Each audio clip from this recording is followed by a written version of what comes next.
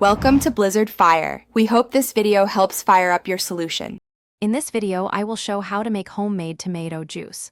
First, choose the freshest, ripest tomatoes you can find. This is key for a delicious juice. Give them a good wash under cool water, removing any stems or bruised spots. Then, core each tomato and cut them into quarters. This simple preparation makes the next steps much easier and ensures a smooth process for your homemade juice. Now, transfer your prepared tomatoes into a large pot. Add just a splash of water to the bottom. This helps prevent them from sticking before they release their own juices.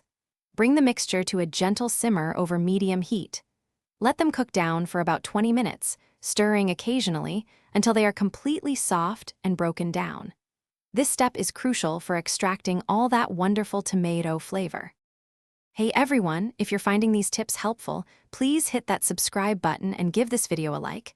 And on another note, making homemade juice can be thirsty work. Stay hydrated with an Owala water bottle, perfect for keeping your water cool while you cook.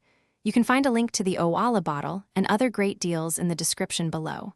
Now, let's get back to the video. Once your tomatoes are soft, it's time to extract the juice. Carefully pass the cooked tomatoes through a food mill or a fine mesh sieve. This separates the smooth, rich pulp from the skins and seeds. Make sure to press firmly to get as much liquid as possible. Discard the solids, and you'll be left with a beautiful, thick tomato juice ready for the next step. Now for the best part, seasoning your homemade tomato juice. Add salt, black pepper, and any herbs you love like basil or oregano to taste. A tiny pinch of sugar can balance the acidity, or a dash of lemon juice can brighten the flavor. Stir everything well.